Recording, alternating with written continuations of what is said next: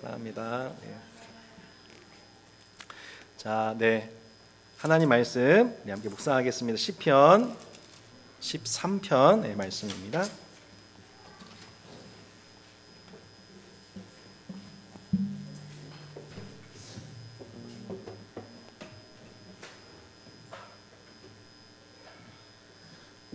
시편 13편 1절로 6절인데요. 한 절씩 교도하고 마지막 절을 합독하겠습니다.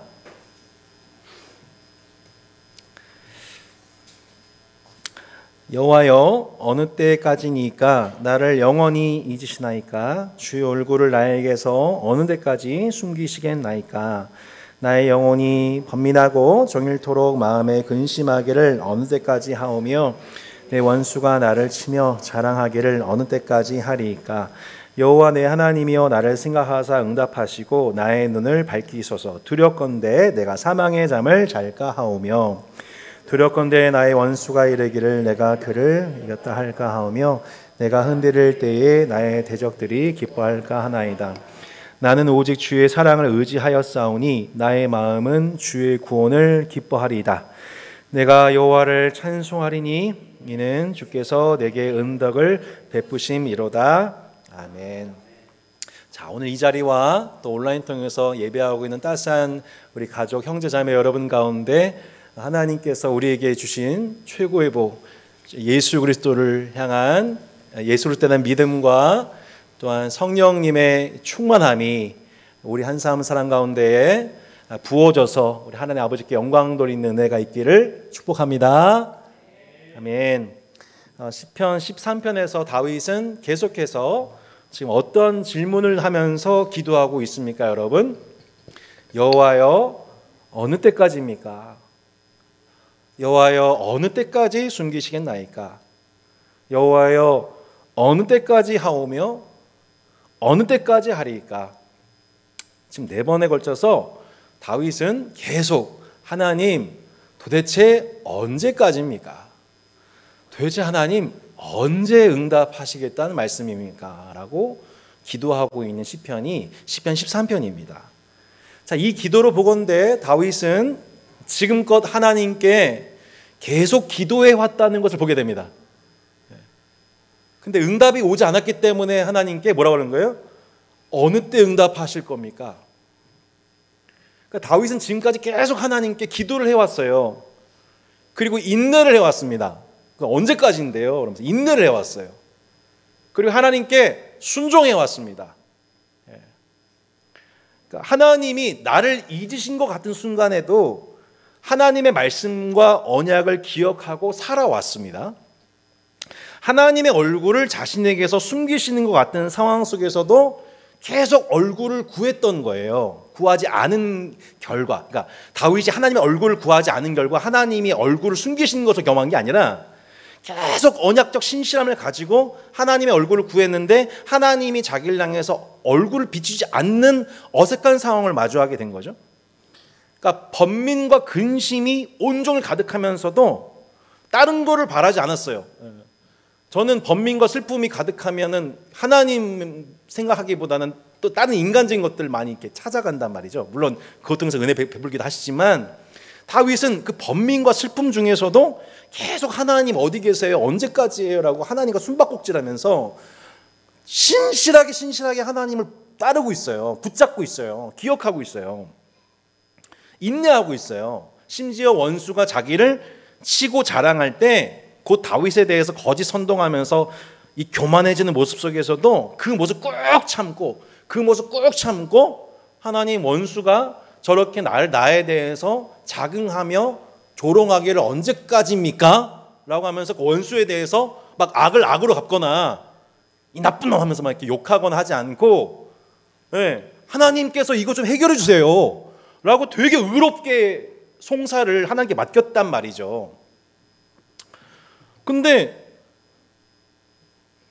이렇게 했으면 우리 어떻게 돼야 돼요? 보통 스토리가 내가 하나님을 오래 기다렸더니 하나님 마침내 내게 응답하셔서 원수를 잠잠케 하시고 얼굴빛을 비추어 주시고 내 마음속의 번민과 슬픔을 다 제하여 주시고 그러면서 뭔가 해피엔딩으로 끝나면 누이 좋고 매부 좋고 응답하신 하나님도 최고, 응답받은 나도 기쁘고 뭐 이럴 텐데 도대체 언제까지냐 이거예요. 언제까지냐.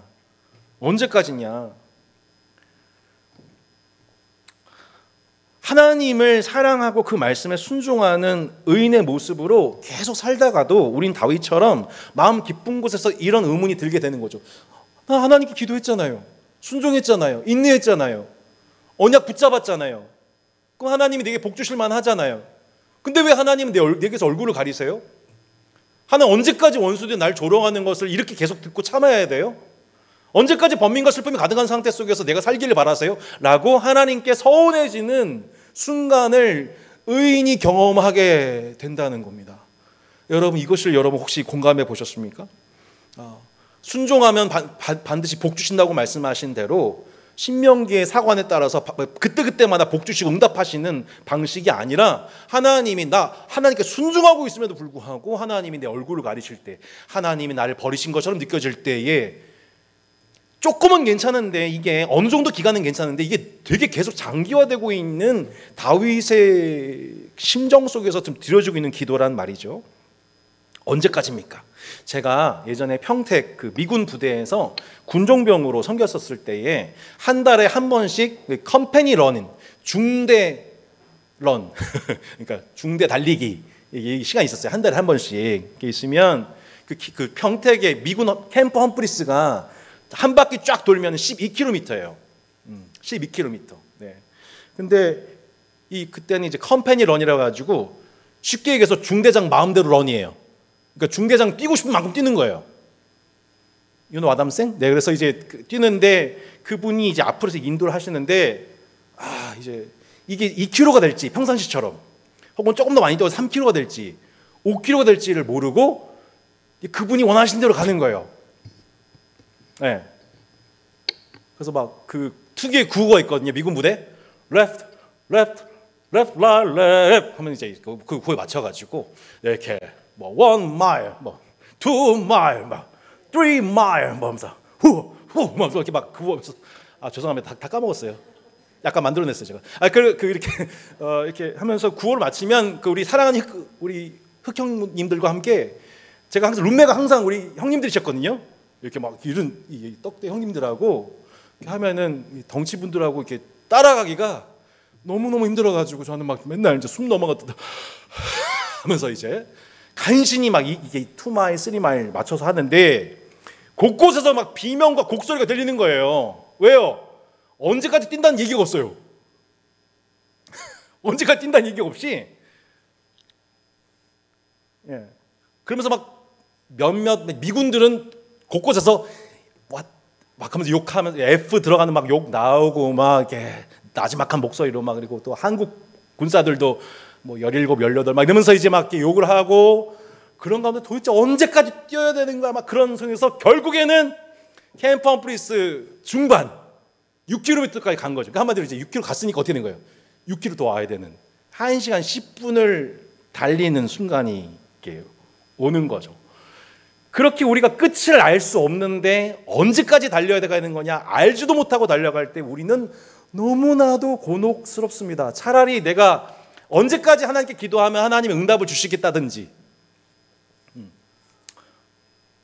그런 방식이라면 그래요. 그때까지 기도하면 하나님 응답 주시니까 참고 기도하겠는데 이거 마치 무슨 중대장처럼 언제까지 뛸지 모르고 막 우리를 계속 격려하면서 1 마일 막 3 마일, 5 마일 하면서 이렇게 우리 격려하는 중대장 마냥 계속 이 인내의 상황을 연출하시는 하나님을 생각할 때 우리는 매우 그 모습이 조금은 불편하고 버겁고 때로는 밉기도 한 모습을 경험하는 것이죠.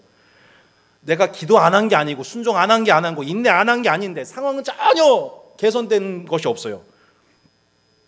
앞으로 어떻게 해피엔딩이 된다는 보장도 없이 계속 얄미운 중대장 바라보면서 달리기를 지속해야 하는 것 같은 그런 신앙생활의 여정에 있다는 것을 지금 시편 기자 다윗이 얘기하고 있다는 자체가 우리에게 조금 위로가 되지 않나요, 여러분? 이거 자체 세상에 이 다윗도 이런 거구나. 나도 그런데 시편 기자 다윗이 이런 정황도 경험하고 있네. 우리는 그냥 하나님 말씀을 순종하면 잘 되고 불순종하면은 혼나고만 그런 정황 속에서만 말씀을 생각하는데, 이 시편의 정황 보면 참 희한하단 말이죠. 근데 그때 바로 그 순간입니다. 더 이상 못 해먹겠다. 하나님 믿는 거하고 안 믿는 거 뭐가 차이냐? 안 믿는 사람 나보다 더 행복하다 싶어서 믿는 것 자체가 별로 나한테 도움이 되지 않는데 왜 믿어야 하나 싶은 그 생각이 들 때, 그때 우리가 배워야 될 기도가 있더라는 거예요. 그게 저는 시편 13편 3절 4절인 것 같아요. 여호와 내 하나님이여, 같이 한번 읽어볼까요? 나를 생각하사 응답하시고 나의 눈을 밝히소서. 두렵건대 내가 사망의 잠을 잘까 하오며, 두렵건대 나의 원수가 이르기를 내가 그를 이겼다 할까 하오며, 내가 흔들릴 때에 나의 대적들이 기뻐할까 하나이다. 아멘. 자, 설마 했어요. 설마 하고 3km 넘어가고 5km 넘어가고 6km까지 갔어요. 이제는 빼도 박도 못하고 12km 다 달려야 되는 상황까지 됐어요. 이제는 결국 달려온 만큼 다시 돌아오는 거리가 남았어요. 중대장은 더 크게 소리를 질러요. 막 6마일, 7마일 막. 그래서 더 이상 못 뛸 것 같은 상황이 왔는데, 그때 신기하게도 참 신기해요. 더 이제 세게 군가를 요구를 하는 거예요. 6마일, 막 7마일 하면서 막 후아 하면서. 그러다가 막 구호를 외치다가 어느 순간에 한 바퀴를 다 돌아가지고 12km 난생 처음 뛴 거죠.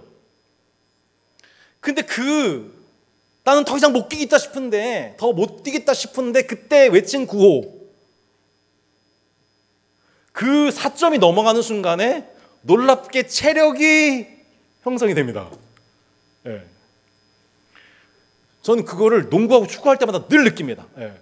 예. 오랜만에 첫 경기 뛰는 농구와 축구, 그 순간은 항상 4점이 이렇게 발생되는, 생사를 오고 가는 순간. 근데 한번 그걸 넘어가게 되면 체력이 쌓인 상태 속에서 더 쉬운 경기를 하게 되는 그 영적 체력이 형성되는 거를 늘 경험하는데, 저는 오늘 본문이 그렇게 읽혀지더라는 거예요. 그러니까 나 더 이상 못 버티겠다 싶은 순간, 언제까지냐라고 하나님 앞에 하소연하는 그 순간, 더 이상 믿음으로는 감당이 안 되고 안 되는 그 순간에 우리가 하나님께 쏟아 넣어야 하는 구호와 같은 기도가 있는데, 그게 뭐냐면 우리의 내면에 있는 진짜 두려움을 하나님께 쏟아 넣는 기도라는 거예요. 예. 여호와여 내 하나님이여 나를 생각하세요. 응답하시고 나의 눈을 밝히소서. 두렵건대 내가 사망의 잠을 잘까 하오며, 두렵건대 나의 원수가 이르기를 내가 그를 이겼다 할까 하오며, 내가 흔들릴 때 나의 대적들이 기뻐할까나이다. 도대체 언제까지입니까? 라는 기도가 반복될 때 우리가 한 번 더 기도해야 되는 이유, 언제까지입니까? 라고만 탄식해서 끝나는 게 아니고, 그 다음 기도를 넘어가야 되는 그 기도가 뭐냐면, 진짜 우리 마음속에 있는 두려움들을 하나님 앞에 끄집어내는 기도라는 거예요. 여러분, 오늘 여러분 마음속에 감찰하시는 하나님께서 진짜 여러분 마음속에 두려워하고 있는 그것들을 하나님께 끄집어 올려 기도하신 여러분 되시기를 축복합니다. 하나님, 만약에 제가 왜 지금 힘드냐면요, 두렵습니다. 제가 영적인 사망에 빠지게 되어가지고 하나님 당신 망각할까 두렵고요, 나의 원수가 내 모습 보면서 조롱하면서 하나님을 욕되게 할까 난 그게 너무 두려워요 라고 하나님 앞에 고백하는 거죠. 그 믿음의 사점에서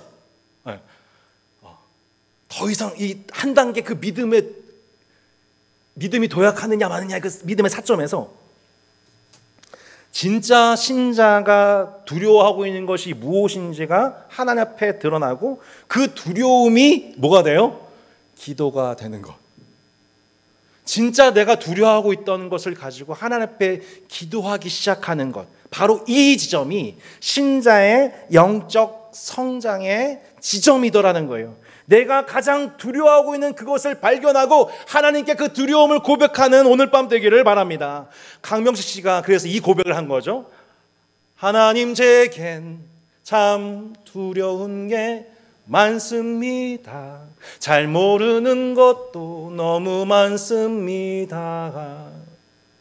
부끄러운 일은 헤아릴 수도 없고 지치고 힘든 때에도 그때도 의연한 척 해야 할 때도 많습니다 라고 고백하는 거죠. 저는 이 말씀 앞에서 제 자신의 모습 보게 될 때 이게 제 얘기구나라는 거를 다시 직면하게 되는 거예요. 난 두려움 덩어리예요. 네. 여러분, 저는 두려움 덩어리예요. 제가 왜 이렇게 통성기도 크게 하는지 여러분 아십니까? 믿음이 좋아서가 아니고 두려움이 너무 많아가지고 무서워서 기도합니다. 저는 어린 시절에 저희 가정에 몇 번 말씀드렸지만 이 가정의 사업의 부도, 그걸 이제 초등학교 6학년 때 사춘기 때 그거를 경험한 후 집에서 이제 가구들이 막 사라지고 분위기가 묘하게 돌아가고 아버지가 집에 계시고 할머니가 막 와 계시고 그때 그 이후로 이 경제 문제가 한 가정에 한 개인에 이렇게 큰 영향을 줄 수 있다는 것에 대해서 그때 이제 그 두려움이 들어온 겁니다. 그 두려움이. 그래서 지금도 되게 부끄러운 얘기인데요. 조금만 경제적 사정이 어려워진다 싶으면 그 두려움이 벌컥벌컥 이렇게 올라옵니다. 이렇게. 그래서 그거를 막 본능적으로 올라오는 그것들에 대해서 제가 그걸 영적으로 분별하지 않으면 그 두려움을 가지고 그 두려워하고 있는 부분들을 하나님 앞에 끄집어내어 가지고 하나님, 저 이것 때문에 못 살겠어요. 저 이것 때문에 하나님 못 믿을까 두렵습니다. 이 부분에 대해서 정말 어쩔 수 없는 본능적인 두려움이 있는 거 하나님 아시잖아요 라고 그걸 하나님 앞에 소리 높여가지고 마치 구호 외치듯이 군가 외치듯이 그 큰 두려움들을 크게 소리쳐서 고백하지 않으면은 제 그 두려움이 저를 잠식해버려요. 하나님, 저는 두려움 덩어리입니다. 저는 저와 제 가족이 저로 인해서 어려움 당하는 거 너무 두렵습니다. 하나님, 저는 제 자신이 지니고 있는 연약함 때문에, 또 다른 연약함 때문에 성도들이 시험 들까 너무너무 두렵습니다.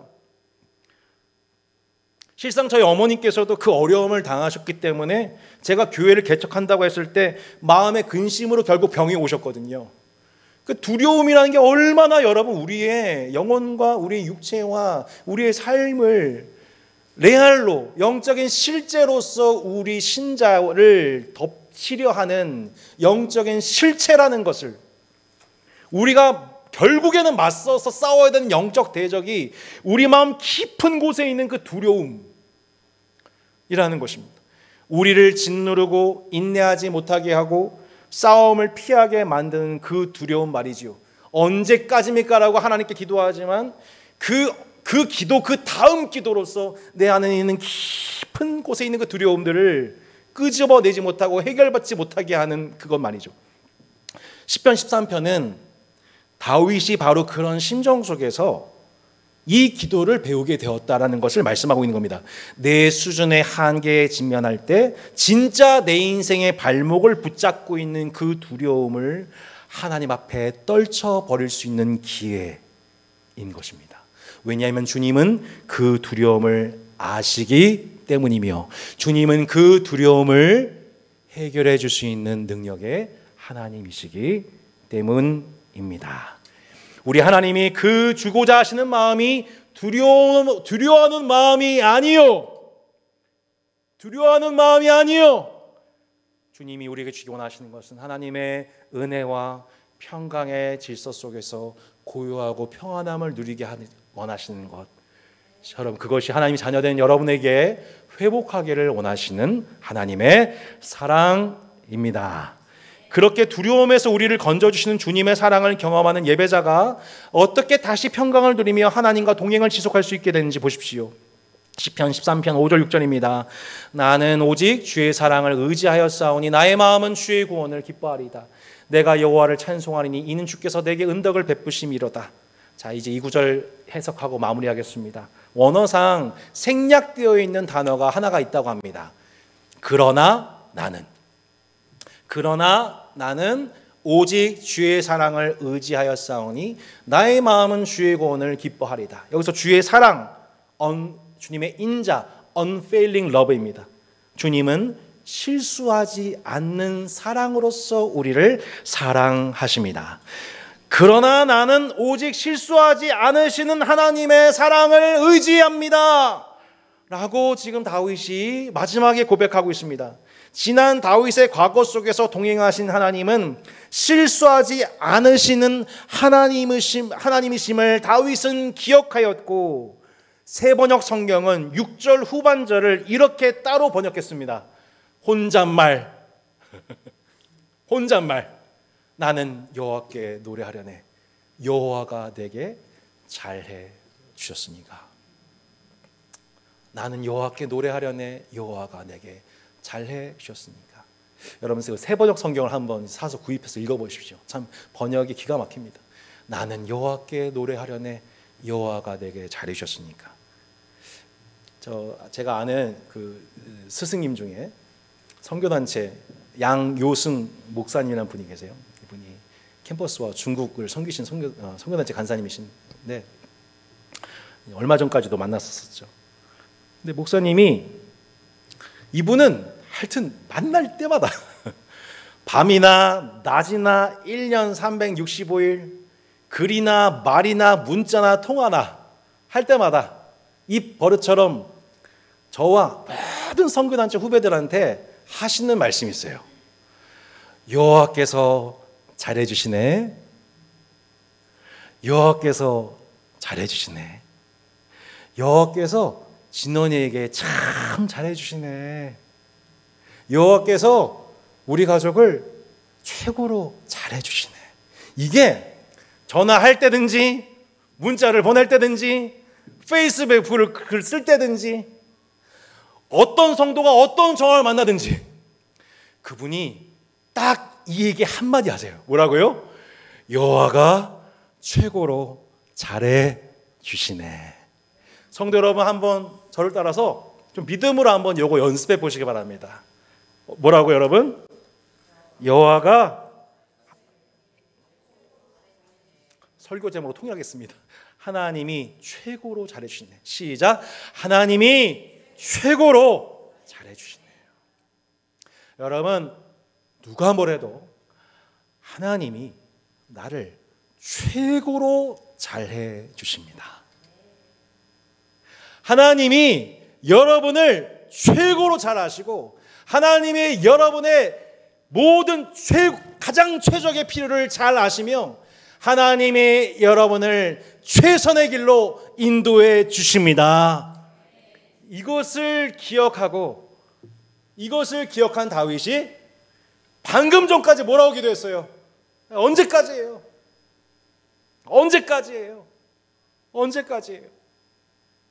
그 마음속에 있는 그 두려움들을 하나님 앞에 고백한 그가 하나님의 어떤 특별한 사인이나 임재가 없이도 스스로 훌훌 털어버리고, 그 마음속에 있는 두려움들을 훌훌 다 털어버리고 혼잣말로 뭐라고 고백한다고요 여러분?